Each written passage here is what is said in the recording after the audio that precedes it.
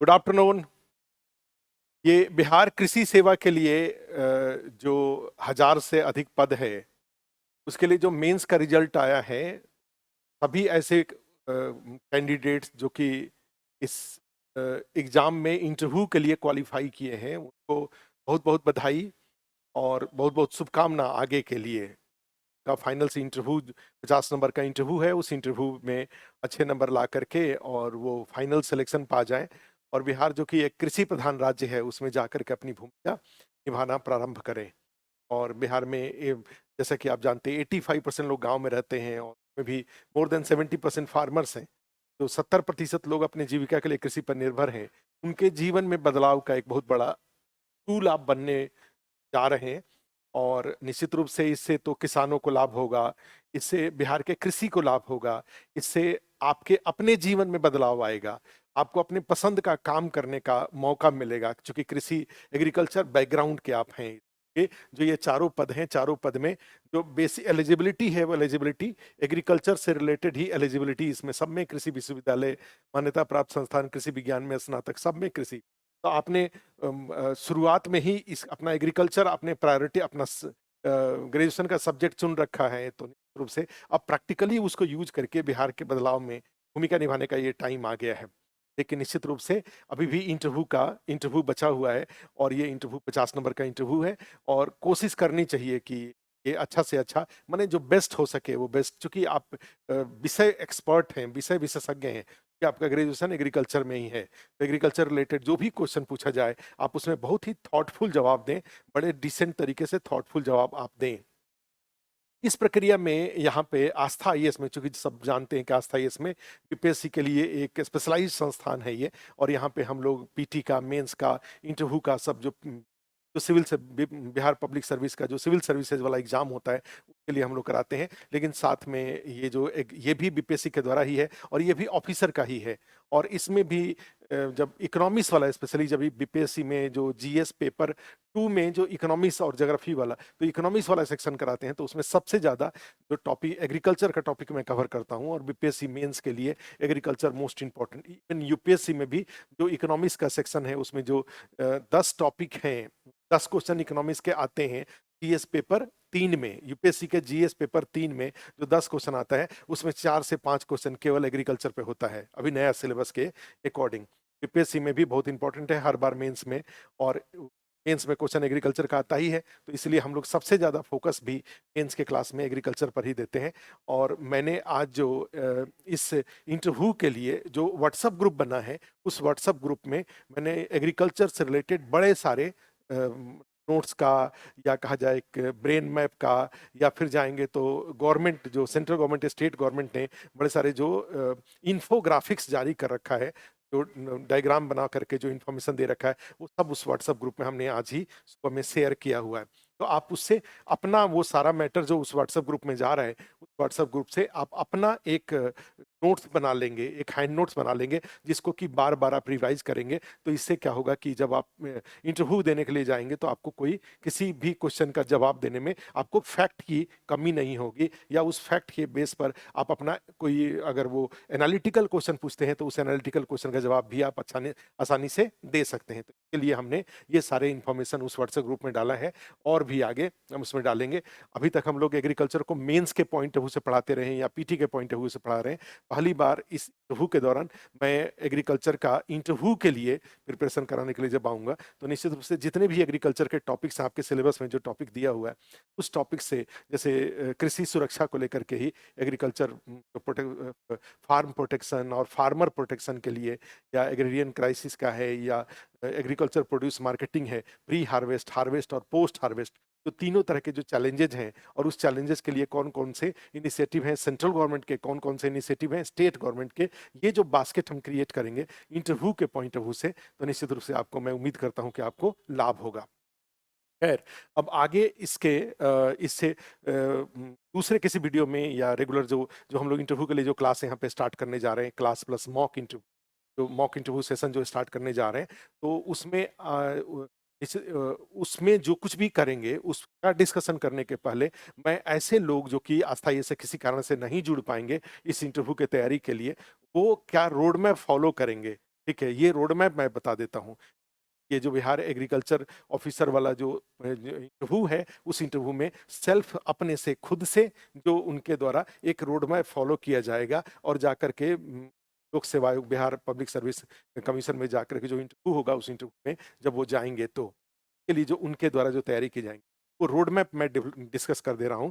तो एक बात तो कॉमन है इसमें कि सब में सब लोगों से जितने भी इंटरव्यू देने के लिए जाएंगे, चारों पोस्ट से रिलेटेड जो इंटरव्यू देने के लिए जाएंगे, उनसे उनका जो मेन फोकस एरिया होगा वो एग्रीकल्चर का होगा। बिहार में बिहार के कृषि की क्या वर्तमान स्थिति क्या है, ठीक है, उस चुनौतियां क्या है, उनके समाधान के लिए क्या उपाय किया गया है और उन उपायों की क्या उपलब्धियां रही हैं।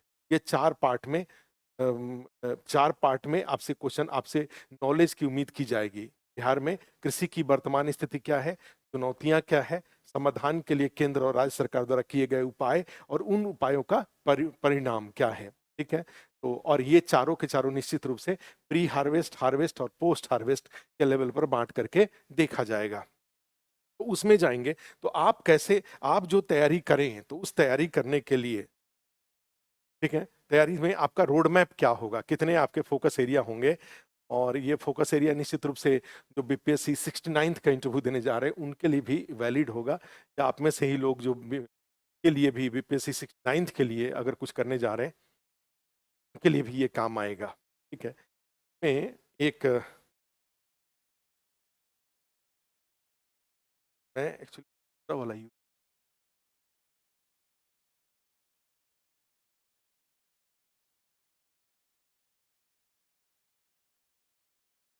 आप एक रोड मैप एग्रीकल्चर जो ये इंटरव्यू है, इस इंटरव्यू के लिए क्या रोड मैप होगा, ये रोड मैप आप फॉलो कर लीजिए और उसको सेल्फ स्टडी में आप यूज करिएगा।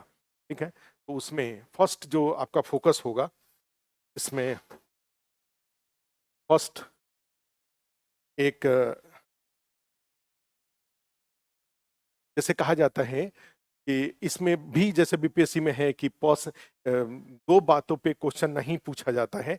एक होगा कि आपका जो पर्सनल इंट्रोडक्शन है उस पर क्वेश्चन बीपीएससी में नहीं आएगा, इसलिए उसके अनुसार उसके तैयारी मत करिएगा। और साथ में डिस्ट्रिक्ट के ऊपर तैयारी मत करिएगा, जनरली डिस्ट्रिक्ट पर भी वो नहीं आएंगे। आपका जो होम डिस्ट्रिक्ट है, होम टाउन है, उससे रिलेटेड क्वेश्चन नहीं पूछा जाता है। ये बीपीएससी का एक इनिशियल अपना उनका डिसीजन है कि उनको क्या क्या किस किस पार्ट पे क्वेश्चन नहीं पूछना। ठीक है, तो आपका इंडिविजुअल पर्सनल जो आपका जो इंडिविजुअल बायोडाटा है और इंडिविजुअल जो आपका परिचय है उससे रिलेटेड क्वेश्चन नहीं होगा, इसलिए उसमें मत जाइएगा। और साथ में डिस्ट्रिक्ट के ऊपर भी क्वेश्चन बीपीएससी में नहीं पूछा जाता है, जैसे कोई सारण का है, कोई सिवान का है, कोई मोतिहारी का है, कोई पूर्वी चंपारण है, पश्चिमी चंपारण है, दरभंगा है, नवादा है, या उधर जाएंगे कैमूर है, रोहतास है, आरा है, बक्सर है, पटना है, इस सब पे क्वेश्चन नहीं पूछा जाएगा।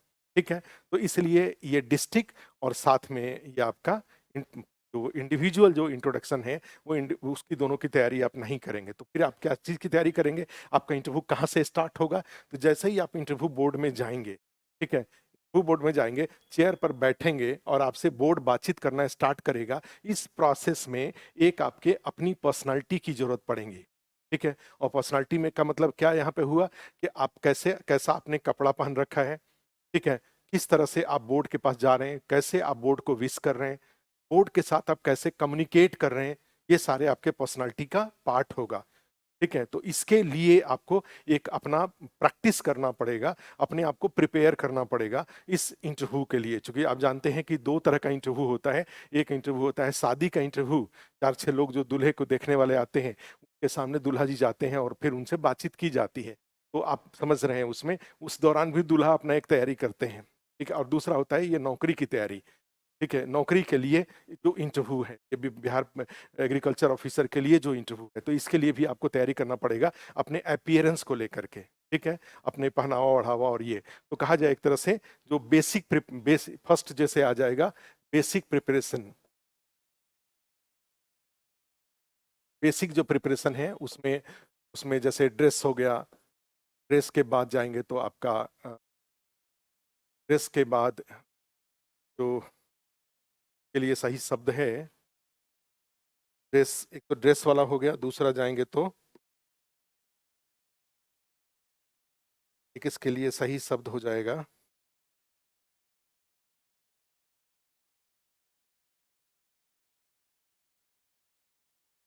दूसरा सही शब्द एक हो जाएगा अपीयरेंस का, वो हो माने ज्यादा के लिए सही शब्द हो जाएगा अपीयरेंस, जैसे पहनावा। दूसरा होगा उपस्थिति, इसको बोल सकते हैं उपस्थिति, अपीयरेंस को लेकर के। और उसके बाद एक और हो जाता है वे ऑफ कम्युनिकेशन, बातचीत का, बातचीत का तरीका, बातचीत का तरीका। तो ये तीन पार्ट में हुआ, एक पहनावा, दूसरा अपीयरेंस, और तीसरा हो जाता है बातचीत का तरीका।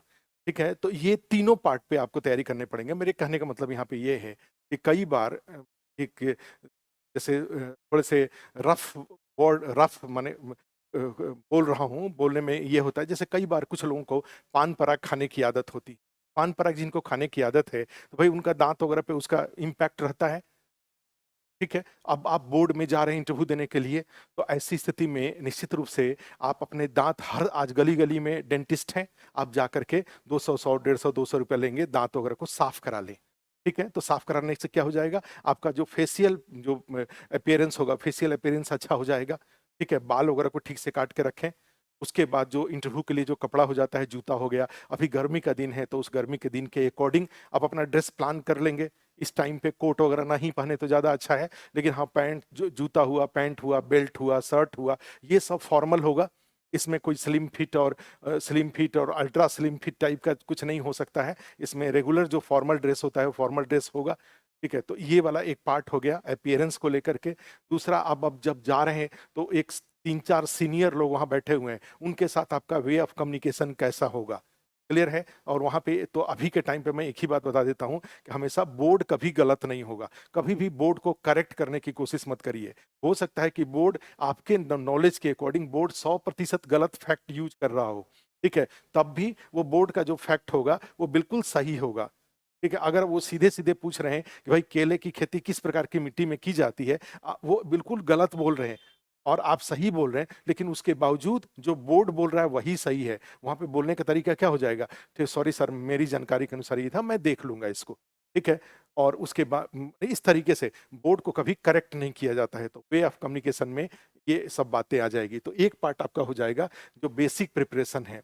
उसके बाद सेकंड पार्ट आ जाता है, इस सेकंड में एक आ जाएगा आपका टॉपिक का, जैसे जो आप एग्रीकल्चर का, चूंकि स्पेशलाइज्ड पोस्ट है ये, तो एग्रीकल्चर के बारे में, एग्रीकल्चर, कृषि, और कृषि के बारे में दोनों, बिहार और राष्ट्रीय, ये दोनों लेवल की जानकारी रखेंगे, वैसे ज़्यादा अच्छा होगा। बिहार के बारे में तो 100% जानेंगे, लेकिन बिहार में भी जाते हैं तो बिहार में भी दो है, एक है बिहार गवर्नमेंट का, बिहार गवर्नमेंट का तो स्कीम बिहार में लागू है ही, और दूसरा सेंट्रल गवर्नमेंट के भी सारे एग्रीकल्चरल स्कीम बिहार में भी लागू हैं। क्लियर है, तो Bihar any initiatives taken by government in Bihar to promote agriculture, ठीक है, इन बिहार, तो उसमें दोनों पार्ट आता है। मेंस के दौरान हम लोग बार बार इस बात को बताते ही हैं कि सेंट्रल गवर्नमेंट के जो भी इनिशिएटिव हैं वो सारे बिहार में लागू होंगे, प्लस साथ में जो बिहार का गवर्नमेंट का इनिशिएटिव है, एग्रीकल्चर डेवलपमेंट रोड मैप और उसके तहत जितने भी इनिशिएटिव हैं वो सारे तो इसमें होंगे ही होंगे। ठीक है, तो दूसरा जो मोस्ट इंपॉर्टेंट पार्ट है वो होगा आपके एग्रीकल्चर का। ठीक है, अब तीसरा, चौथा, थर्ड, फोर्थ, ठीक है, थर्ड फोर्थ फिफ्थ, तो थर्ड फोर्थ फिफ्थ में जाएंगे तो आप जानते हैं कि इसमें तीसरा पार्ट क्या हो सकता है, भाई आपका कहीं कहीं पे आप ऑलरेडी एम्प्लॉयमेंट में हैं, तो रोजगार में हैं, तो ठीक है, रोजगार में है तो होगा कि भाई कंपेरेटिव क्वेश्चन जैसे हुआ कि आप यहाँ क्यों आना चाहते हैं, या अपने उस पोस्ट का एक्सपीरियंस यहाँ कैसे आप यूज करेंगे। क्लियर है, तो एक हो जाता है प्रेजेंट एम्प्लॉयमेंट, प्रेजेंट जो एम्प्लॉयमेंट है, प्रेजेंट एम्प्लॉयमेंट, एंड उसके उसके बारे में अबाउट बताइए, और दूसरा का जो बेनिफिट है यहाँ पे उसका क्या बेनिफिट्स होंगे इसमें, और तीसरा वाई, यहाँ क्यों आना चाहते हैं। ये तीन पार्ट हो जाएगा, यहाँ क्यों आना चाहते हैं और जहाँ पे हैं उसके बारे में बताइए, और वहाँ का नॉलेज यहाँ कैसे काम आएगा। एक तो ये हो जाता है जो आपका बैकग्राउंड है उससे रिलेटेड। ठीक है, तो इसके बारे में भी आप अच्छे से जानेंगे। उसके बाद फोर्थ आ जाता है इसमें हॉबी को लेकर के कुछ विशेष अभिरुचि जैसे है आपका, विशेष चीज है, ठीक है, इसको जानिए। अ, विशेष अभिरुचि है, इसके बारे में कुछ जानिए। Special hobby.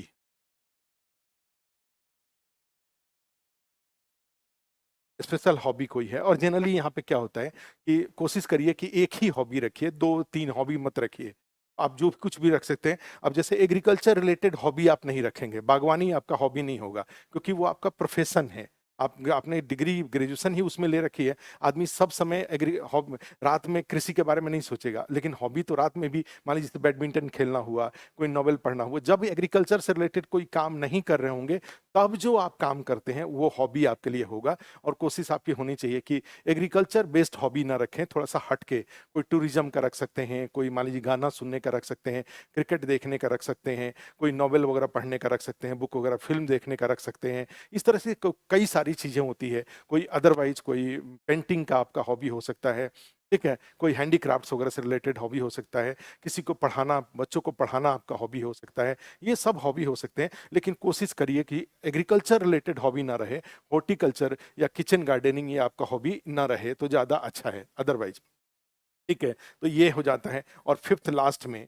जो भी अभी पॉलिटिकल डेवलपमेंट हो रहे हैं, जब आपका इंटरव्यू होगा तो उस समय पॉलिटिकल डेवलपमेंट्स डेवलपमेंट्स या जो कंटेम्पोररी इशूज हैं, कंटेम्पोररी इशूज, और इसमें तीनों आ जाएगा, नेशनल, इंटरनेशनल और बिहार, इससे रिलेटेड। तो ये भी जरूर जानिए, आप जानना होगा। तो ये टोटल 5 एरिया ऐसे हैं जिसके ऊपर आपसे क्वेश्चन पूछा जा सकता है और आपको अपनी तैयारी करना है। कौन कौन से 5 एरिया हो रहे हैं? उसमें एक हो रहा है कि बेसिक प्रिपरेशन, जिसमें ड्रेस, अपीयरेंस और वे ऑफ कम्युनिकेशन ये सब आ जाएगा। दूसरा एग्रीकल्चर, कृषि से रिलेटेड सबसे इंपॉर्टेंट तो आपका यही है, ये वाला, ठीक है। ये फर्स्ट इंप्रेशन क्रिएट करेगा, फर्स्ट इंप्रेशन ये क्रिएट करेगा। दूसरा वाला सबसे इंपॉर्टेंट है, वही मेन फोकस एरिया रहेगा। और उसके बाद सब्सिडरी, वो चाहेंगे तो यहाँ पे, यहाँ से जो तीसरा चौथा है उस पे वो आ जाएंगे, तीसरे पे भी आ जाएंगे, और फिर चौथे पे भी आ जाएंगे, और पांचवे पर भी आ सकते हैं वो। लेकिन ऐसा हो सकता है कि केवल केवल दूसरे जो एग्रीकल्चर है उससे रिलेटेड बातों पर ही वो रह जाएं। आपको तैयारी करनी चाहिए। अब यहाँ पे अगर मैं ये दूसरे वाले पे आऊँ, तो दूसरे वाले के लिए अस्थाई आपको किस तरह से कंट्रीब्यूट करेगा इस दूसरे वाले में। तो हम लोग बहुत सारे, जैसा कि हमने कहा कि जो व्हाट्सएप ग्रुप है, व्हाट्सएप ग्रुप से जुड़ने के लिए आप ये जो मोबाइल नंबर है, इस मोबाइल नंबर पे अपना हाय लिख के भेज दीजिए, मैसेज लिख के भेज दीजिए कि मैं क्वालिफाई किया हूँ, तो वो, और वो आपको उस पर जोड़ देंगे और ग्रुप में जोड़ देंगे। वहाँ पे सारे मैसेजेस जो जा रहे हैं, सारे जो इन्फॉर्मेशन एग्रीकल्चर रिलेवेंट इन्फॉर्मेशन जो जा रहे हैं, या आप जो भी आप आपस में भी, व्हाट्सएप ग्रुप का दो फायदा है। एक, जितने लोग इंटरव्यू दे रहे हैं वो आपस में भी बहुत सारी बातें करेंगे जब तक रिजल्ट नहीं आ जाता है तब तक। और दूसरा, कोचिंग की तरफ से भी, यहाँ आस्था इसकी तरफ से भी जो भी आपको सहयोग होगा वो सब उसी व्हाट्सएप ग्रुप के माध्यम से किया जाएगा। मॉक इंटरव्यू के लिए भी जो भी शेड्यूल होगा वो सब वहाँ पे किया जाएगा। कोशिश हम लोग करेंगे कि पटना में भी एक मॉक जरूर हर आदमी का करा लें, ठीक है। अदरवाइज 3 लेवल पे मॉक इंटरव्यू होगा। एक दिल्ली में ऑफलाइन, दिल्ली से ऑनलाइन, जहाँ भी आप हैं वहाँ से ही जूम से जुड़ जाइए और ऑनलाइन यहाँ पे इंटरव्यू होगा। और तीसरा, थर्ड, पटना में भी हम लोग मौर्य होटल में जनरली मॉक इंटरव्यू कराते रहे हैं इसके पहले। इस बार भी कोशिश करेंगे कि वहाँ पर भी कम से कम एक मॉक इंटरव्यू वहाँ पर जरूर पटना में हो जाए, ठीक है। तो यहाँ पे जो एग्रीकल्चर एक्सपर्ट्स हैं उनको शामिल करते हुए, जो बिहार में डिपार्टमेंट ऑफ एग्रीकल्चर है उसके जो भी सीनियर ऑफिसर्स हैं उनको बिठा करके आपको मॉक इंटरव्यू करा लेंगे हम, ठीक है। या फिर जैसे बिहार से हमने जो ऑनलाइन का सिस्टम है उसमें बिहार से हमने एक्सपर्ट को जोड़ लिया मॉक इंटरव्यू के लिए दिल्ली में। और फिर मौर्या होटल में तो जो भी रहेंगे तो एग्रीकल्चर डिपार्टमेंट के कोई ना कोई ऑफिसर वहाँ पे ऑफलाइन में रहेंगे, और वो सामने बैठ करके 1 या 2 लोग एग्रीकल्चर डिपार्टमेंट के ही रहेंगे जो आपसे एग्रीकल्चर पर ही बहुत सारे क्वेश्चन पूछेंगे। हम लोगों में से भी 1-2 आदमी वहाँ पे रहेगा। पटना की बात कर रहा हूँ। दिल्ली में हम लोगों के साथ जो बिहार पब्लिक सर्विस बीपीएससी के सिलेक्टेड लोग जो यहाँ बिहार भवन वगैरह में है, बिहार भवन, बिहार निवास में है, बिहार सदन में है, तो उसमें से लोग यहाँ पे आकर के आपको गाइड कर देंगे। प्लस साथ में ऑनलाइन से भी, पटना से ऑनलाइन से भी, ऑफलाइन वालों के लिए भी हम पटना से एक्सपर्ट को जोड़ लेंगे। जैसे स्क्रीन के ऊपर जो पटना से जुड़े हुए हैं वो जुड़े रहेंगे, और यहाँ पे ऑफलाइन में क्वेश्चन पूछ लेंगे वो, ऑफलाइन में जो इंटरव्यू दे रहे होंगे, और साथ में ऑफलाइन के लोग भी अपने साथ रहेंगे। तो ऑनलाइन और ऑफलाइन दिल्ली से, और ऑफलाइन में पटना से भी मॉक इंटरव्यू हम लोग जरूर ऑर्गेनाइज कराएंगे। तो लेकिन ये सब बातों के लिए जो एग्रीकल्चर बेस्ड जो क्लासेज हैं उसके लिए, प्लस मॉक इंटरव्यू का जो सेशन है उसके लिए, सबके लिए आप ये मोबाइल नंबर है 9540444460, इस नंबर पे आप 9540444460 इस नंबर पे व्हाट्सअप कर दीजिए, या 8800233080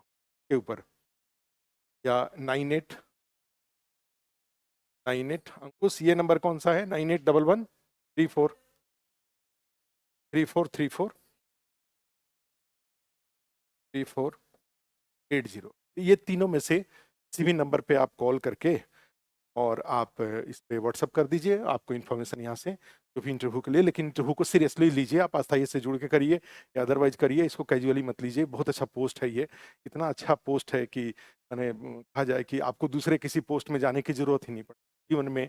अगर कृषि कहा जाए कि अर्थ और नेचर के साथ जुड़ जाएं, तो नेचर के साथ जुड़ जाने के दो फायदे हो जाते हैं। एक तो आपका अपना जो इंडिविजुअल पर्सनालिटी है, जो हेल्थ है, वो सारा अच्छा रहेगा, और दूसरा साथ में जॉब सिक्योरिटी भी हो जाएगा, और इसके अलावा तीसरा जाए तो इकोनॉमिक सिक्योरिटी भी आपकी हो जाएंगी। चौथा, बड़े पैमाने पे किसानों के चेहरे पे आप मुस्कुराहट भी ला सकते हैं अपने नॉलेज को यूज करके, या गवर्नमेंट के जो रिसोर्सेज हैं किसानों तक पहुंचा करके। ठीक है, तो बहुत अच्छा काम है, तरह से स्पिरिचुअली भी देखें तो बहुत अच्छा काम है। और अदरवाइज जीवन में जो दायित्व है, जो एक एडमिनिस्ट्रेटर के रूप में जो आपकी रिस्पॉन्सिबिलिटी होगी, परफॉर्म करने के लिए भी बहुत अच्छा एरिया है ये। ठीक है, तो आज की वीडियो में इतना ही, फिर किसी और वीडियो को लेकर के आएंगे, आपसे मिले।